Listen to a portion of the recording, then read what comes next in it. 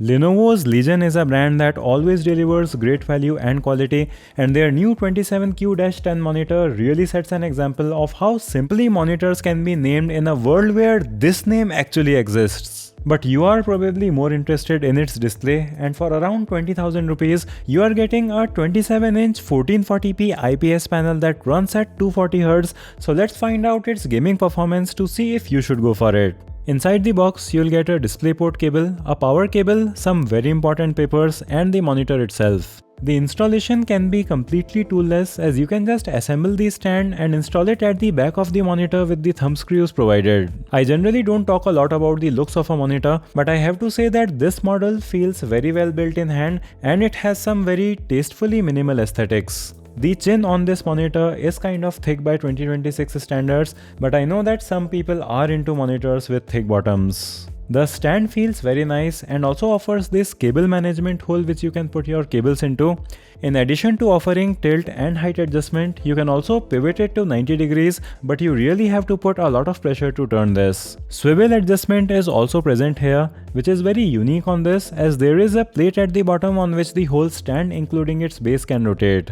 This is of course a VESA stand, so you can also swap it out for putting this on a monitor arm. In addition to two HDMI 2.1 ports, we also have a DisplayPort 1.4 along with an audio out port. If you can only make use of the HDMI port like we see on consoles, you will get a max refresh rate of 144Hz instead of 240.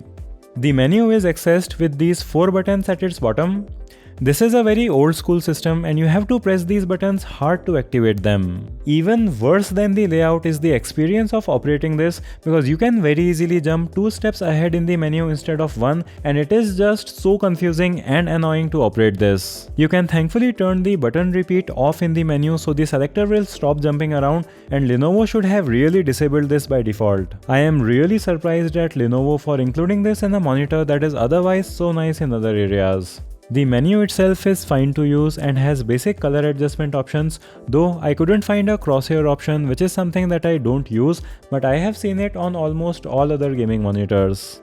A panel sized at 27 inches and 1440p resolution are a really great match, especially for gaming, and this panel also runs at 240Hz, which is again a very smooth refresh rate. It is definitely a serious upgrade from 120 or 144Hz monitors that you may be using. Its 300 nits brightness is easily enough for well-lit rooms, and one thing I really appreciate about Lenovo is that they don't advertise HDR support on this. Like, it does technically support it, but HDR on a monitor without local dimming is almost useless, and all other brands try to mention that as a selling point, which has always annoyed me, but this is the first monitor that I am seeing that doesn't commit that crime. It is an IPS monitor, so the viewing angles are of course good, and Lenovo ships these monitors with a factory testing report showing their color accuracy of less than Delta 2, so that should give confidence to people who want to use this for color sensitive work. The sRGB color coverage on this is 99% with 90% DCI-P3 coverage, which is good enough,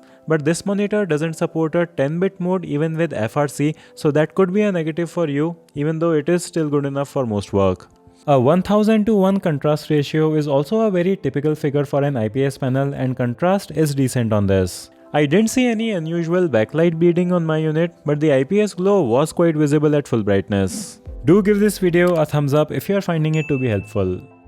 We have 4 overdrive modes on this, and up till level 3 you get a good image without any artifacts, while level 4 overdrive has visible overshooting, so personally I would keep this at level 3. The motion blur test results on this are actually really good, and they are a step up from the last 200Hz monitors that I tested, so you are getting real world advantages here.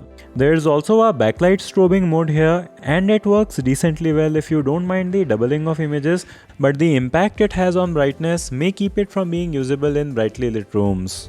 The raw performance we are seeing here is so good that I don't think that you would want to use MPRT mode anyways.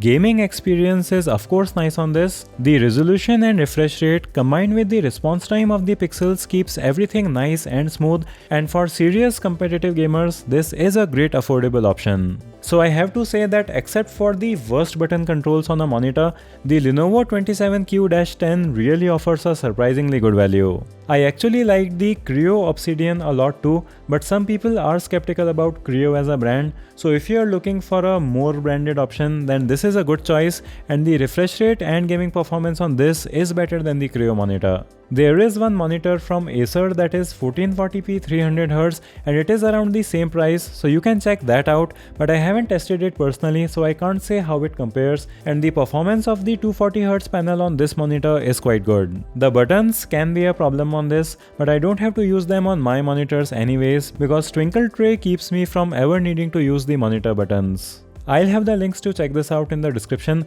Let me know if you have any questions in the comments. Thanks for watching and I'll see you in the next one.